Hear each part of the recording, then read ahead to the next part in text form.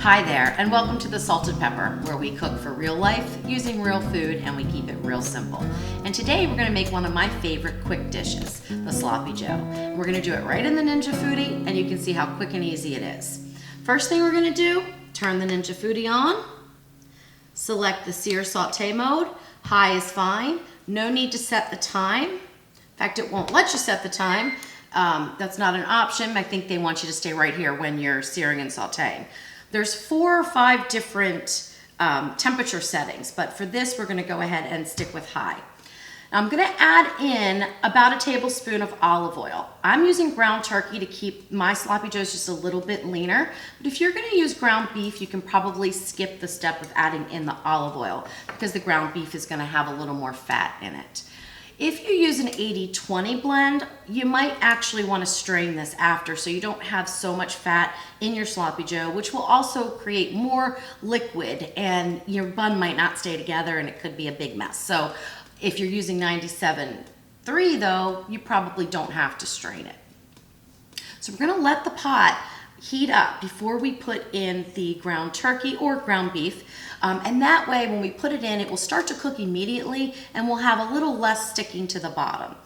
Even though this is a non-stick pan, because it's such a lean cut of meat, it will tend to kind of stick and burn. So we really want this pot to be hot so that when we put in the ground turkey, it really has a chance to sear it and it will release it from the pan rather than letting it get stuck on there.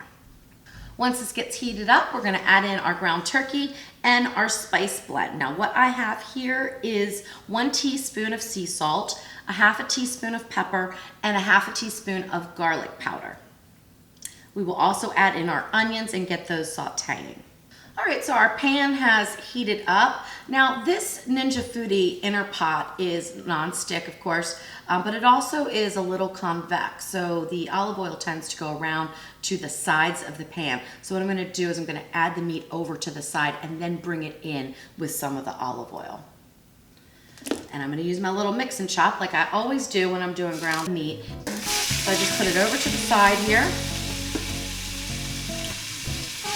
And then I'll kind of move it around into the olive oil. That will coat that meat. And then we can start breaking it up on the bottom of the pan. And see, we're not getting any of that sticking.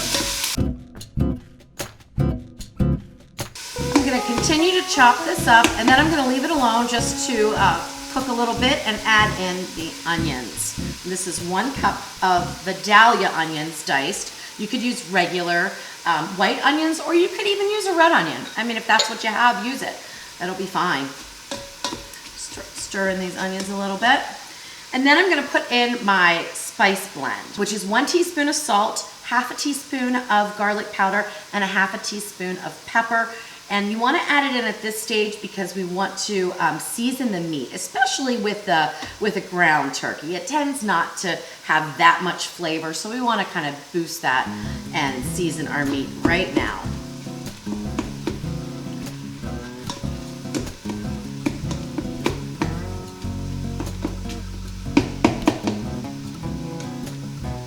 All right, it's looking good. So we're just gonna let it saute for maybe 2 minutes, 3 minutes at the most, and then we're gonna add in our garlic. Now I have about a teaspoon or 2 cloves of garlic here, and the reason why I did not add them in at the beginning is because I don't want the garlic to burn. I want to produce a little bit of juice down here from the turkey meat before I put in the garlic, and then that'll saute. Burnt garlic really adds a very bitter taste to your food, so you don't want to add it at the very beginning of sauteing. You want to wait just a few minutes and then add it in. And that's looking great. I mean, the turkey is really cooking. And so now we can add in our garlic. I'm just going to mix that up.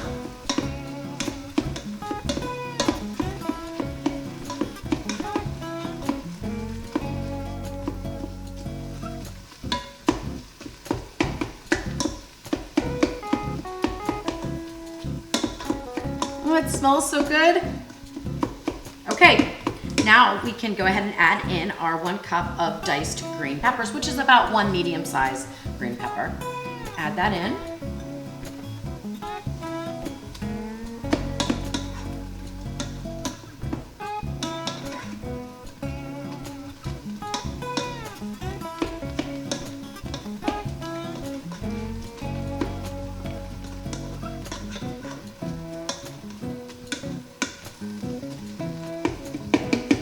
Wonderful. All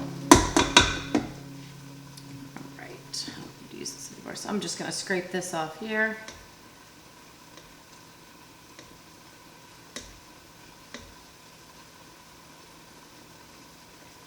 Set that to the side.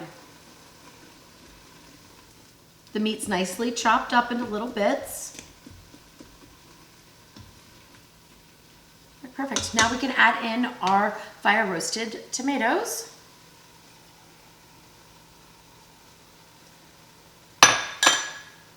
As well as our 1/3 cup of apple cider vinegar and 2 tablespoons of Worcestershire sauce. Give this a little stir here. And now what we're gonna do is, we probably could actually put this under pressure. I think there's enough liquid in the bottom there, but I want that liquid to reduce some. So instead of putting it under pressure to let the flavors all come together and finish cooking that ground turkey, I'm gonna use the steam function of the Ninja Foodi. So let me get the lid, and we're gonna put the lid on. Use the same lid as you do when you're pressure cooking. So let's stop this saute.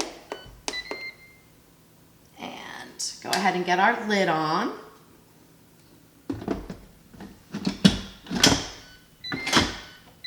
Okay. Now, when you're going to cook under steam, you want to make sure that your valve, the black valve on the top of your pressure cooking lid, is to the vent position. If it's to the seal position, you will build up some pressure, and we don't want that. We want the liquid to reduce a little bit, so we want to steam. We want to steam it, so we're going to put it to the vent.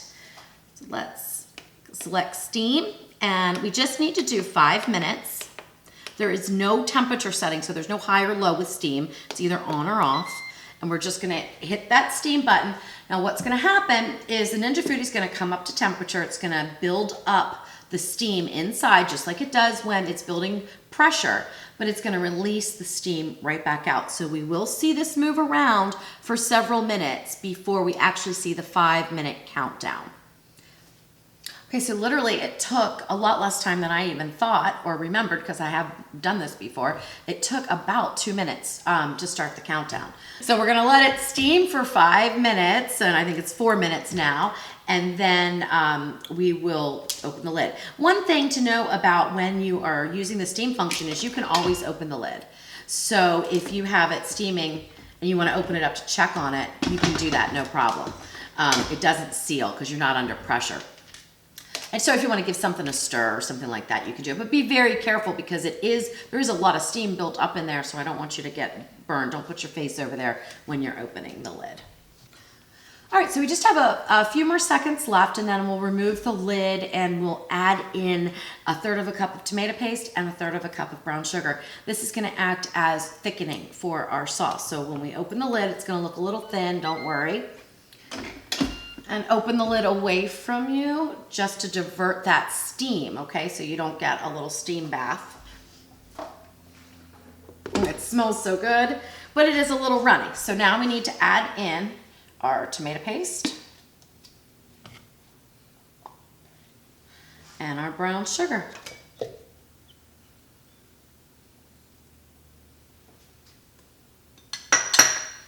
Give it a stir. And what we're gonna do now is go back to the saute mode. And yes, you could do this entire process on the saute mode. You absolutely can. However, I found that 5 minutes of steaming really added to the flavor of the dish. So that's why I choose to do it that way. But if you just wanna stay completely on saute, go right ahead. You just wanna get to the consistency that you need. Okay, we've got the keep warm on, that's no problem. And stop that, hit the sear saute, high is fine, and go ahead and start.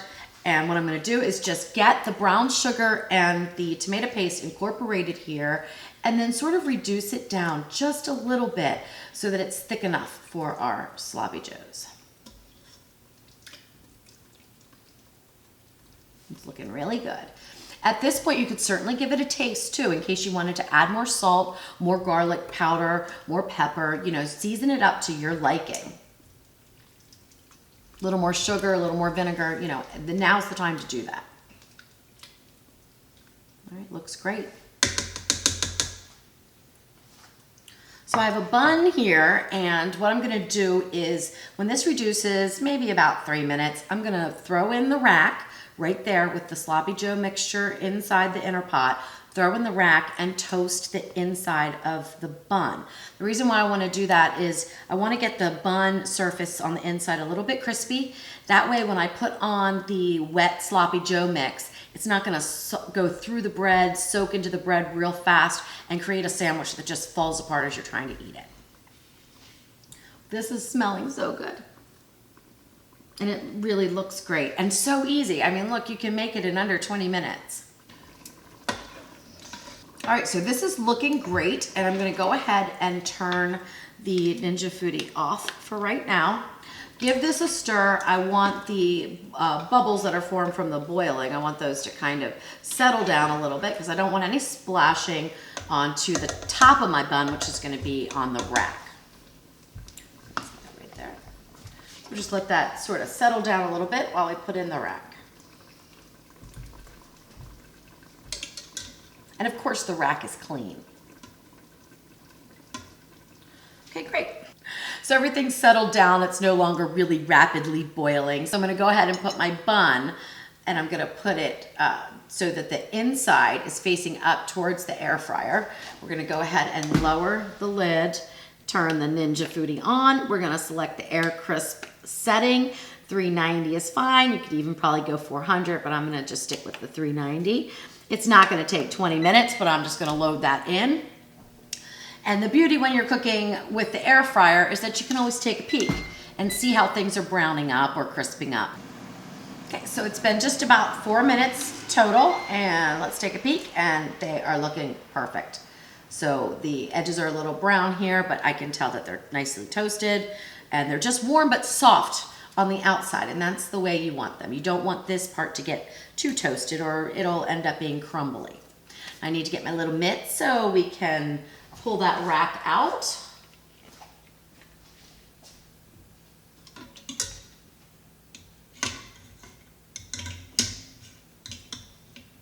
I'm just gonna go ahead and set this right over here. Perfect. So give a little stir, and we're gonna get this onto our buns. And that little bit of air frying also helped to reduce the sauce. So it is really a nice consistency for a sloppy joe, and it's just smelling wonderful and looking great. There we go.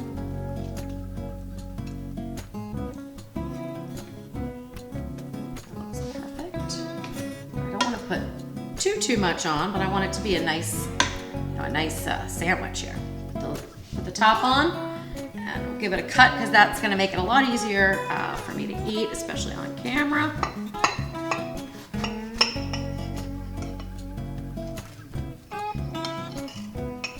Oh, wow.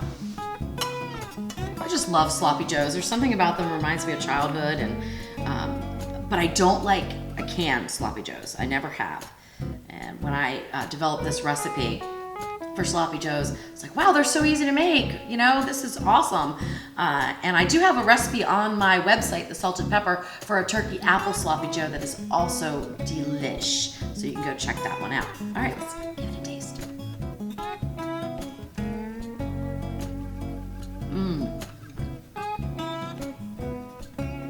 Really, really good.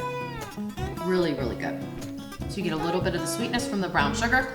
You get that little bit of snap tartness from the apple cider vinegar. It's very well balanced, and it's so much better for you than a can. Give this one a shot. It's a keeper. And stay tuned because I figured out how to make bread in the Ninja Foodi. That's coming up real soon. If you like this video, be sure to give me a thumbs up, and if you haven't subscribed yet, if you could do that, that'd be great. It'll be at the end right over there, and make sure to hit the notification bell so that you get notified when we put out a new video. And I also wanted to say thank you to everyone who has subscribed to my channel. It has been overwhelmingly wonderful to hear from you all the wonderful, nice, supportive comments that I've gotten. And I'm just so humbled by the amount of people that are enjoying my videos and giving me such wonderful feedback. So thank you all so, so very much. And if you ever have an idea for a recipe or something you want me to create, just let me know. I'm happy to do it. If you haven't joined our Facebook groups, please check those out. We have 2 for the Ninja Foodi. One is Ninja Foodi 101, where we go over the basics of working the Ninja Foodi and all the different functions, where it's a very supportive community, and we also share a lot of recipes there. We also have Ninja Foodi Fresh and Healthy, where we focus on making healthier meals in the Ninja Foodi. So please check those 2 groups out and be sure to join. Till next time, bye-bye.